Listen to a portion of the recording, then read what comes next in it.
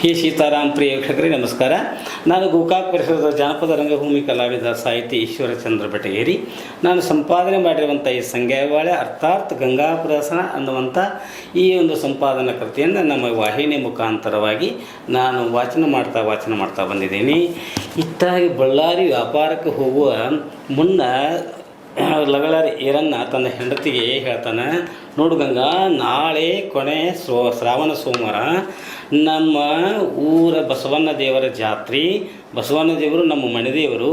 ಅದಕ್ಕಾಗಿ ನೀನು ಹೋಗಿ ಕಾಯಕಪ್ಪ ಮಾಡಿಕೊಂಡು ನಾನು ಒಂದು ಗಂಡ ಮಗನ್ನ ಬೇಡಿಕೊಂಡು ಬಾ ಅಂತ ಹೇಳ್ತಾನೆ. ಎಂಥ ಒಂದು ವಿಪರ್ಯಾಸ ಅಂತಂದರೆ, ಹೊಸವಾಗಿ ಗಂಡನ ಮನೆಗೆ ಬಂದಂಥ ಹೆಣ್ಣುಮಗಳು ಗಂಗಾ ಪ್ರಥಮ ರಾತ್ರಿಯೊಳಗನ ಗಂಡ ಹೇಳಿದ ಮಾತು, ನಮ್ಮ ಇಬ್ಬರು ಮೈದನರು ಅಂದರೆ ನಿನ್ನ ಇಬ್ಬರು ತನ್ನ ತಮ್ಮಗಳು ಅವ್ರದ್ದು ಲಗ್ನ ಮಾಡಿ ಅವ್ರ ಹೆಂಡಂದ್ರೆ ಬಂದ ನಂತರ ನಾವು ಇಬ್ಬರು ಕೂಡೋಣ ಅನ್ನುವಂಥ ಮಾತನ್ನು ನೆನಪಿಸಿ ಮನಸ್ಸಿನಲ್ಲಿ ಇಟ್ಟುಕೊಂಡಿದ್ದಾಳೆ. ಅದು ಹಿರಣ್ಣಗೂ ಆದರೆ ವ್ಯಾಪಾರಕ್ಕೆ ಹೋಗು ಮುಂದೆ ಹೇಳ್ತಾ ಇದ್ದಾನೆ, ಬಸವಣ್ಣ ದೇವರಿಗೆ ಹೋಗು, ನಮ್ಮ ಅಣ್ಣ ದೇವರು, ನೀನು ಹೋಗು ಮುಂದೆ ನಮ್ಮ ನೆರೆಮನೆ ಪರಮನ ಕರ್ಕೊಂಡು ಹೋಗು. ಹಾಗೆ ನಾನಾದರೂ ವ್ಯಾಪಾರಕ್ಕೆ ಹೋಗ್ತೇನೆ, ನನ್ನ ಜೋಡಿ ನಾನು ಬ್ಯಾಗೇರಿ ಕರ್ಕೊಂಡು ಹೋಗ್ತೇನೆ ಆಳ ಮನುಷ್ಯನ. ಮತ್ತು ನೀವು ಹೋಗಿ ಗಂಡ ಮಗನ್ನ ಬೇಡಿಕೊಂಡು ಬಾ ಅಂದಾಕ್ಷಣ ಹೆಣ್ಮಗಳಿಗೆ ಏನಾಗಬಾರ್ದು ಅಂದರೆ, ಈ ಕಡೆ ಗಂಡ 6 ತಿಂಗಳ ಗಂಟಲೆ ವ್ಯಾಪಾರಕ್ಕೆ ಹೊಂಟಾನ, ಮತ್ತು ಈ ಕಡೆ ಬಸವಣ್ಣ ದೇವರಿಗೆ ಹೋಗಿ ಗಂಡ ಮಗನ್ನ ಬೇಡ್ಕೊಂಡು ಬಾ ಅಂಥೇಳಿ ಕೇಳ್ತದಲ್ಲ. ಹಿಂಗೆ ಹೊರಗಡೆ ಹೇಳಲಾರದೆ ಒಳಗಡೆ ಇರಿಸಿಕೊಳ್ಳಲಾರದಂಥ ಒಂದು ಸ್ಥಿತಿಯಲ್ಲಿಗೆ ಆತ್ರಿ ಅಂಥೇಳಿ ಮುಗುಳನಿಗೆ ಅಂದ ನಕ್ಕು ಗಂಡನಿಗೆ ಅವಾಗ ಬೇಕಾದಂಥ ಬುತ್ತಿಯನ್ನು ಕಟ್ಟಿಕೊಟ್ಟು ಅವನಿಗೆ ಆಯುಧಗಳನ್ನು ಕೊಟ್ಟು ಅವಳನ್ನು ಕಳಿಸಿಕೊಡ್ತಾ ಇದ್ದಾಳೆ. ಕಳಿಸಿಕೊಡುವಾಗ ಒಂಥರ ಹೆಣ್ಣುಮಗಳ ಒಂದು ಭಾರವಾದಂಥ ಹೃದಯ, ಗಂಡನನ್ನು ಬಿಟ್ಟು ಇರಬೇಕನ್ನುವಂಥ ಒಂದು ಸ್ಥಿತಿಯೊಳಗೆ ಯಾವ ಹೆಣ್ಣು ಮಗಳಿಗಾದರೂ ಒಳಗಡೆ ಒಂದು ಆತಂಕ. ಯಾಕಂದ್ರೆ ಯಾರೇ ಇದ್ದರೂ ಕೂಡ ಗಂಡ ಇದ್ರೆ ಅದು ಬೇಡ, ತಾಯಿ ಇದ್ದರೆ ತವರು ಹೆಚ್ಚು, ತಂದೆ ಇದ್ದರೆ ಬಳಗ ಹೆಚ್ಚು, 1000ಕ್ಕೆ ಹೆಚ್ಚು ಪತಿಪುರುಷ ಅಂತ ಹೇಳಿದಾಗ ಏನಿಲ್ಲ, ಇದು ಗಂಡ ಬಿದ್ದರೆ ಸಾಕು ಅಂತೇಳಿ ಆ ಹೆಣ್ಣುಮಗಳು ಕೂಡ ಗಂಡ ಇಲ್ಲಿ ಹೋದಂದ್ರೆ ಕೂಡ ಗಂಡನ ಮನೆಗೆ ಮಾತಿ ಎದುರು ಆಡದೆ ಅವಳನ್ನು ಪ್ರೀತಿಯಿಂದ ಕಳಿಸಿಕೊಡ್ತಾಳೆ. ತಾನಾದರೂ ಕೂಡ ಆ ಮನೆಯಲ್ಲಿ ತಾನು ಒಂದು ಬೀಸುವ ಕಾರ್ಯಗಳನ್ನು ಮಾಡ್ಕೋತಾ ತಾನಂದವಾಗಿರ್ತಾಳೆ. ಹೆಂಗೆ ಸೋಮಲಿಂಗನ ಗುಡಿಯ ಮ್ಯಾಲ ಬಂಗಾರ ತಡಿಯ, ಯಾರ ಕಟಿಶಾರ ಹೊಸ ತಡಿ ಗೆಳತೆವ್ವ, ಯಾರ ಕಟಿಶಾರ ಹೊಸ ತಡಿ ಗೆಳತೆವ್ವ, ಹೋಗಿ ನೋಡುನು ನಡಿಯ, ಹಾಸಕಲ್ಲಿನ ಮ್ಯಾಲ ಹಾದ ಹೋದವನ್ಯಾರ, ಪಾದ ಮೂಡ್ಯಾವ ಪರಿ ಗೆಳತೆವ್ವ, ಪಾದ ಮೂಡ್ಯಾವ ಪರಿ ಗೆಳತೆವ್ವ, ಯಾರ ಹೋಗ್ಯಾರ ಜಳಕಕ್ಕ,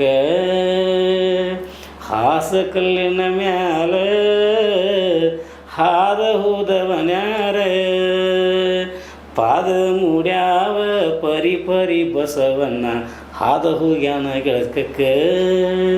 ಬಸವಣ್ಣನ ಬಗ್ಗೆ ಅನಂತವಾದಂಥ ಭಕ್ತಿಯ ಭಾವವನ್ನಿಟ್ಟುಕೊಂಡು ಆ ಒಂದೇ ಬೀಸುವ ಹಾಡಿನ ಮುಖಾಂತರವಾಗಿ ಬಸವಣ್ಣನ ನಡೀತಾಳೆ ಹೆಣ್ಮಗಳು. ನಂತರ ಅವಳು ದೇವರಿಗೆ ಹೋಗುವಂಥ ಸಂದರ್ಭದಲ್ಲಿ ಮತ್ತಷ್ಟು ಶೃಂಗಾರ ಮೊದಲೇ ಅವಳು ಸ್ಫುರದ್ರೂಪಿ ಆಕರ್ಷಕ ಮೈಕಟ್ಟು ಇದ್ದಂಥ ಹೆಣ್ಮಗಳು. ಮತ್ತು ಅವಳು ಪೀತಾಂಬರವನ್ನು ಧರಿಸಿ ಅದಕ್ಕೆ ಒಪ್ಪುವಂಥ ಒಂದು ಕುಪ್ಪಸವನ್ನು ಹಾಕ್ಕೊಂಡು ಕೊರಲಿ ಬಂಗಾರದ ಆಭರಣಗಳನ್ನು ಹಾಕ್ಕೊಂಡು ತಲೆಯನ್ನು ಬಾಚಿಕೊಂಡು ಹೂ ಮುಡಿದು ಬಹಳ ಅಂದವಾಗಿ ಕಾಣತಂಥ ಗಂಗಾ ತನ್ನ ನೆರೆಮನೆಯ ಪರಮಳು ಕೂಡ ಬಸವಣ್ಣ ದೇವರಿಗೆ ಹೋಗುವಂಥ ಒಂದು ಸನ್ನಿವೇಶದೊಳಗೆ ಯಾರೇ ಆಗಲಿ ದಾರಿ ಹೋಕರಿಗೆ ಒಂದು ಕ್ಷಣವಾದ ಇವರನ್ನು ನೋಡಬೇಕು ಅನ್ನುವಂಥ ಒಂದು ಆಸೆ ಹುಟ್ಟುವುದು ಸಹಜನ.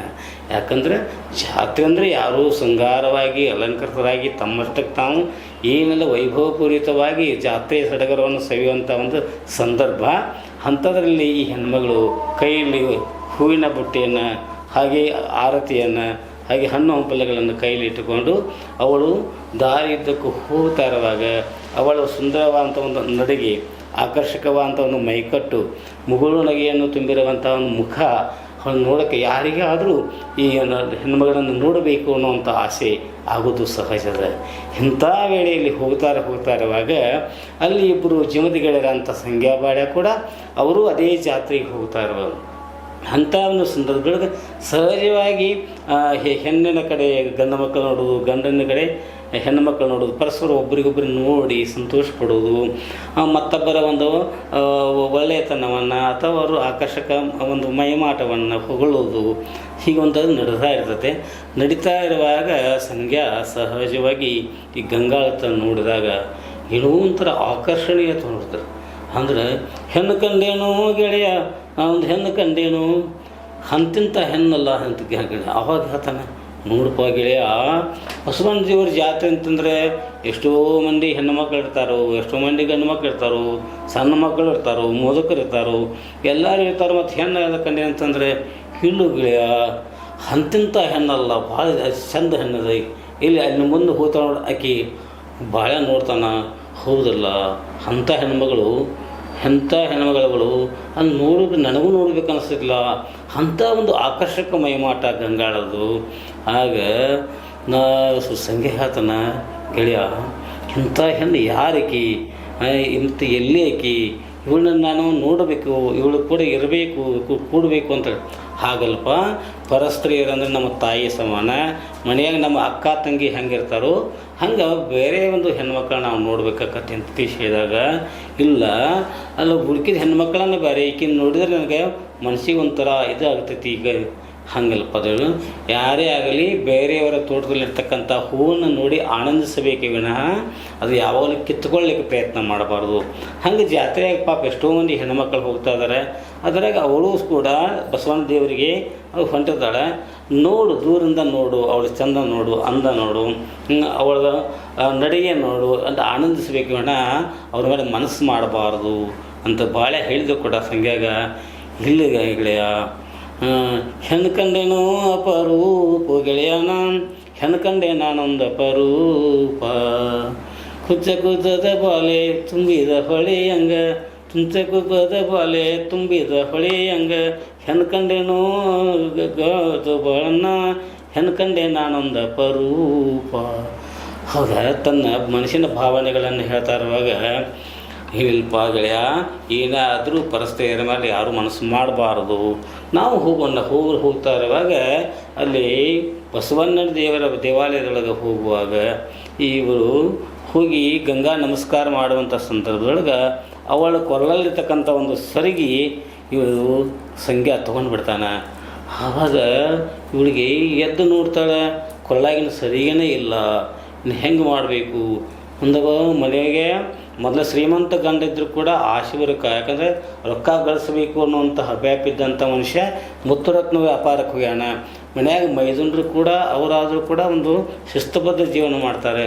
ಅಂಥದ್ರೂ ಸರಿಗೆ ಹೋಯಿತು ಅಂದ ಕೂಡಲೇ ಆಗ ತನ್ನ ಭಾವನೆಗಳನ್ನ ಹೇಳ್ತಾ ಇದ್ದಾರೆ.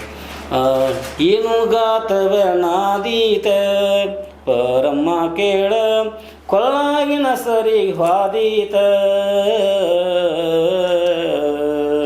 ಅಂತಿಂತ ಸರಿಗೆಲ್ಲ ಸೇರ ಬಂಗಾರ ಸರಿಗೆ, ಅಂತಿಂತ ಸರಿಗೆಲ್ಲ ಸೇರ ಬಂಗಾರ ಕಳಿಗೆ, ಗಂಡ ಈರ್ಯಾನ ಮುಂದ ಏನ ಹೇಳಲಿ ಪಂತ, ಗಂಡ ಈರ್ಯಾನ ಮುಂದ ಏನ ಹೇಳಲಿ ಪಂತ, ಏನು ಗಾತವ ನಾದೀತ ಪರಮ್ಮ ಕೇಳ, ಕೊಳ್ಳಾಗಿನ ಸರಿ ಹಾದೀತ.